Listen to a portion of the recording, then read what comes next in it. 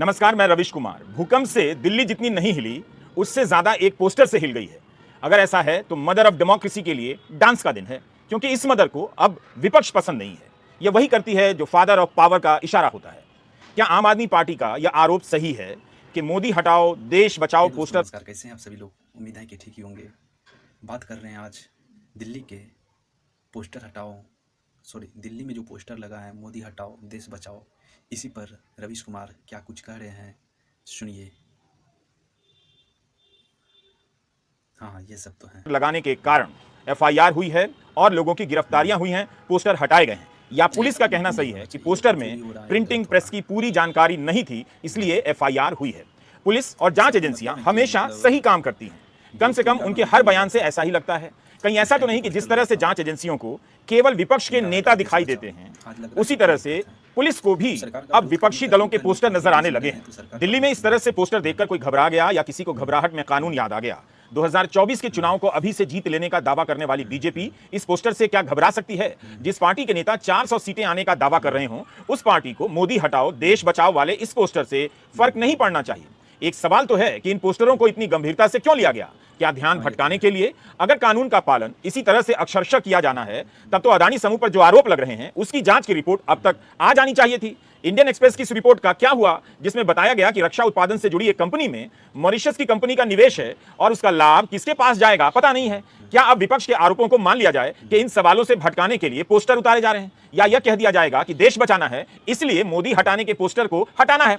इस पोस्टर में ऐसा क्या है कि दिल्ली पुलिस इतनी सक्रिय हो गई और 100 से अधिक एफआईआर? वायर ने लिखा है कि 2000 से अधिक पोस्टर हटाए गए हैं, अन्य 2000 जब्त किए गए हैं। 2 प्रिंटिंग प्रेस को 50,000 पोस्टर छापने के ऑर्डर दिए गए थे।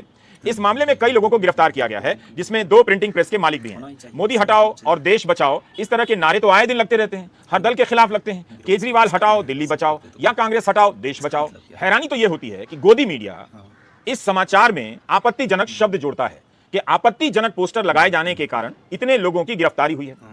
मोदी हटाओ देश बचाओ का पोस्टर लगाने से किसी को आपत्ति हो सकती है, बीजेपी को आपत्ति हो सकती है, मगर ऐसे पोस्टर में आपत्तिजनक क्या है? मतलब सिर्फ 2 पंक्तियां लिखी हुई हैं, ना तो कोई तस्वीर है, ना कोई भद्दी तस्वीर है, ना ही अश्लीलता का नजारा उसमें मिलता है, केवल 2 पंक्तियां हैं।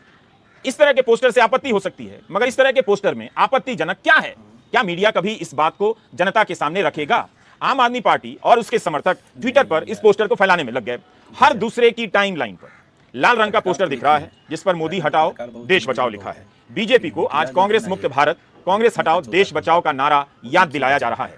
आम आदमी पार्टी ने ट्विटर पर पार्टी के हैंडल से एक वीडियो ट्वीट किया। इसमें पोस्टर को देखा जा सकता है, लिखा है खुद को 56 इंच बताने वाला 56 इंच के पोस्टर से डर गया।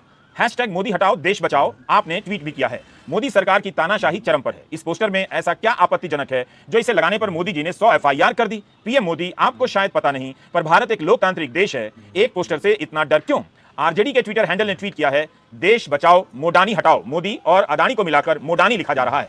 दिल्ली पुलिस के स्पेशल सीपी ने मीडिया से कहा है कि इन पोस्टर में प्रिंटिंग डिटेल्स नहीं है। नवभारत टाइम्स ने लिखा है कि प्रिंटिंग प्रेस एक्ट और प्रॉपर्टी एक्ट के तहत एफआईआर दर्ज हुई है। आम आदमी पार्टी के दफ्तर से निकली गाड़ी से कई ऐसे पोस्टर बरामद किए गए हैं, लेकिन यही पोस्टर अब आप नेता ट्विटर पर भी डाल रहे हैं। संजय सिंह ने इससे ट्वीट किया है, क्या सांसद को भी गिरफ्तार किया जाएगा, या हमें यह जानना बाकी है कि प्रिंटिंग प्रेस एक्ट ट्विटर पर कब लागू होगा? ट्विटर पर यह पोस्टर भर दिया गया है और गोदी मीडिया से सवाल हो रहा है कि इस पोस्टर में ऐसा क्या है, बताया जाए।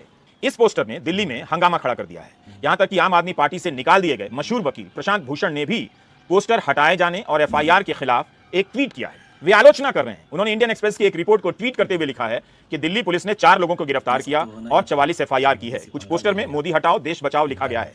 दिल्ली के कई इलाकों में यह पोस्टर लगाया गया है। Hashtag mother of democracy, hashtag fascist. अब तो 100 से अधिक एफआईआर हो गई है। 21 तारीख की रात दिल्ली में भयंकर भूकंप के झटके आए। कायदे से आज भूकंप की स्थिति में बचाव की तैयारियों पर बात होनी चाहिए थी। इसका विश्लेषण किया जाना चाहिए था कि दिल्ली और आसपास के इलाके में कितनी ऐसी बहुमंजिला इमारतें हैं जिन्हें भूकंप रोधी नहीं बनाया जा सका है। लेकिन इसकी जगह इस तरह से कार्रवाई होती है कि सारी बहस कभी ईडी की जांच तो कभी पोस्टर उखाड़े जाने और गिरफ्तार करने की राजनीति में उलझ जाती है। मदर ऑफ डेमोक्रेसी के नाम पर फादर ऑफ पावर ने कुछ ज्यादा तो नहीं कर दिया है, लेकिन फादर ऑफ पावर है कौन?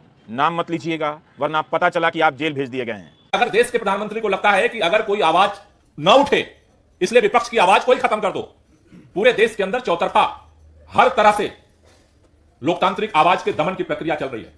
ऐसे में एक 100 बार नहीं 1000 एफआईआर आप करवा लीजिए। कल से जंतर मंतर पे मोदी हटाओ देश बचाओ का नारा गूंजेगा और ये पूरे देश में जाएगा। आपको जितनी एफआईआर करानी है, जितने आपके मुकदमे करने हैं, जितनी गिरफ्तारी करना है, आप करवा लीजिए। लेकिन अब देश आपकी तानाशाही को बर्दाश्त करने को तैयार नहीं है। अब सारी हदें पार हो चुकी हैं। अब कोई उम्मीद नहीं बची है कि आप सुधार करेंगे। कांग्रेस भी इस पोस्टर युद्ध में कूद गई है।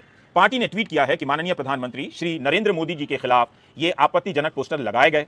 पोस्टर लगाने की वजह से कई लोग गिरफ्तार हैं। कृपया ऐसे पोस्टर ना लगाएं, जनहित में जारी। कभी पोस्टर को लेकर तो कभी ट्वीट को लेकर राजनीतिक दल एक दूसरे से भिड़ जा रहे हैं। पहली बार नहीं हुआ है जब पोस्टर लगाने पर गिरफ्तारियां हुई हैं। यह तो दिल्ली वालों को तय करना है कि इन सब का असर क्या हो रहा है।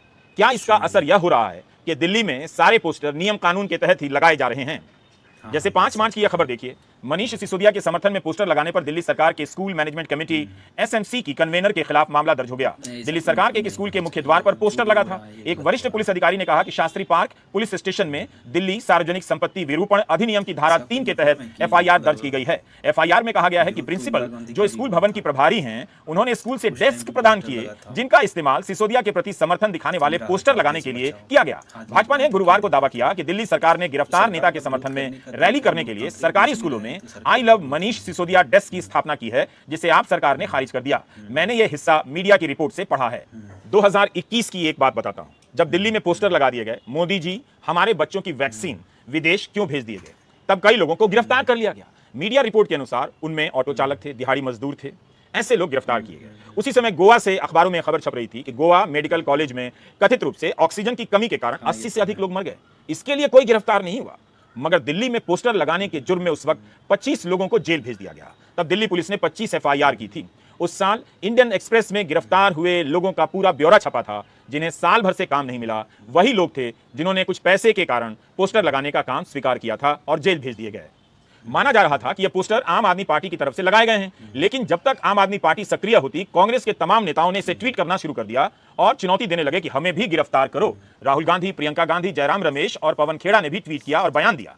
कई नेताओं ने इस पोस्टर को अपनी प्रोफाइल पिक्चर बना ली। बहुत सारे आम नागरिकों और अन्य पार्टियों ने भी इसे ट्वीट किया कि हमें भी गिरफ्तार कर लो। उस समय आम आदमी पार्टी ने विदेशों में टीका भेजने को लेकर सवाल उठाए थे और प्रधानमंत्री को पत्र तक लिख दिया था। दूसरे दल भी यही सवाल करने लगे थे।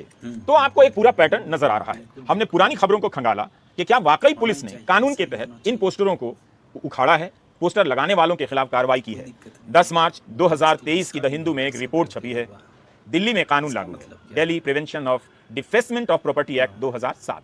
हिंदू के लिए समृद्धि तिवारी ने अपनी रिपोर्ट में लिखा है कि इसके तहत 2020 से राजधानी दिल्ली में 1400 मामले दर्ज किए गए हैं। 940 लोगों को पोस्टर लगाकर सार्वजनिक संपत्तियों को गंदा करने के कथित आरोप में गिरफ्तार किया गया। 2020 में 583 ऐसे केस दर्ज हुए, 477 लोग गिरफ्तार हुए, जबकि 2021 में 87 मामले दर्ज हुए और 60 लोग गिरफ्तार हुए। 2022 में 798 मामले दर्ज हुए, 392 लोग गिरफ्तार हुए और इस साल फरवरी तक 10 ऐसे मामले दर्ज हो चुके हैं और 11 लोगों को गिरफ्तार किया जा चुका है। इस मामले में 50,000 का जुर्माना और 1 साल तक की जेल की सजा का प्रावधान है।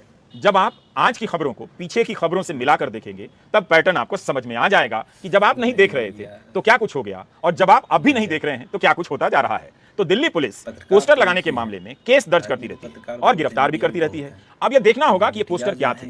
जिसकी रिपोर्ट हिंदू अखबार में छपी है उसकी बात कर रहा हूं। किसने बनाए थे, उन पोस्टर में किसकी आलोचना की गई थी, क्या विरोधी दल के लोग ज्यादातर गिरफ्तार हुए या बीजेपी के नेताओं के खिलाफ भी पोस्टर लगाने को लेकर कार्रवाई हुई थी। दिल्ली पुलिस को इस मामले में विस्तार से जानकारी देनी चाहिए। आंकड़ों से इस तरह के बारीक डिटेल का पता नहीं चलता है। दिल्ली में होली दिवाली से लेकर तमाम पर्वों पर पोस्टर दिख जाते हैं, हर दल के ही होते हैं, लेकिन क्या बीजेपी के नेताओं के पोस्टर नियमों के अनुसार लगाए जाते हैं? पुलिस को बताना चाहिए कि इन सब पोस्टरों के लगाने में किसी नियम का उल्लंघन तो नहीं हुआ, ताकि किसी को कोई संदेह न रहे। क्या ये सभी पोस्टर तय स्थान पर ही लगाए गए हैं? इन सवालों के जवाब बहुत जरूरी हैं, ताकि यह धारणा मजबूत ना हो कि बीजेपी को कहीं भी पोस्टर लगाने की छूट है मगर विपक्ष को नहीं है। पोस्टर हटाना विपक्ष को निशाना बनाने का बहाना नहीं होना चाहिए।